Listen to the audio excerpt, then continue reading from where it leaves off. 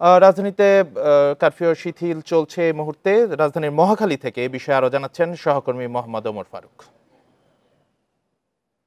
এই মুহূর্তে আমরা দাঁড়িয়ে আছি মহাখালীতে। সকাল থেকে এই জায়গায় কিন্তু যানবাহনের চাপ অনেক বাড়ছে। যদিও সকাল থেকে কারফিউ শিথিল ছিল, তারপরেও কিন্তু সকাল থেকে যে পরিমাণ যানবাহন বাড়ছে, এতে করে কিন্তু বোঝাই যাচ্ছে যে জনমনে স্বস্তি ফিরেছে এবং তারা কিন্তু তাদের গন্তব্যস্থলে পৌঁছানোর জন্য তারা কিন্তু নির্বিঘ্নে পৌঁছাতে পারছে। তাছাড়া আমরা সকাল থেকে দেখছিলাম, যেহেতু আজকে সাপ্তাহিক ছুটির দিন, তারপরেও কিন্তু অন্যান্য দিনের তুলনায় রাস্তাঘাটের এবং সড়কের যে যানবাহনের চাপ অনেক বেশি।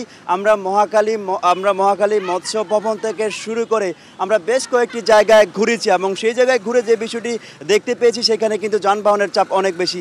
এছাড়া আইনশৃঙ্খলা পরিস্থিতি যদি বলতে চাই, যে কারফিউ শিথিল থাকার পরেও যেখানে আইনশৃঙ্খলা পরিস্থিতি কিন্তু খুবই স্বাভাবিক রয়েছে এবং সকল জায়গায় পুলিশের উপস্থিতি দেখতে পেয়েছি। তবে গত কয়েকদিন ধরে যে সেনাবাহিনীর সদস্যদের যে উপস্থিতি আমরা কিন্তু লক্ষ্য করিনি, খুবই কম রয়েছে এবং অন্যান্য সময় যে বিভিন্ন চেক পয়েন্টে যে সেনাবাহিনী তল্লাশি চালানো হতো, সেই তল্লাশি কিন্তু এখন আর চালানো হচ্ছে না। তবে গুরুত্বপূর্ণ পয়েন্টগুলোতে সেনাবাহিনীদের উপস্থিতি আমরা দেখতে পেয়েছি। তারা তল্লাশি চালাচ্ছে এবং সন্দেহভাজন হলে তাদেরকে কিন্তু তারা আটক করছে, এমন ঘটনা আমরা দেখতে পেয়েছি। যদি সব মিলিয়ে বলতে চাই, রাজধানীর পরিস্থিতি সাপ্তাহিক ছুটির দিনের তুলনায় যানবাহনের চাপ একটু বেশি রয়েছে, আর সব মিলিয়ে স্বাভাবিক রয়েছে রাজধানীর পরিস্থিতি। এই ছিল মহাখালী থেকে সবশেষ আমার কাছে।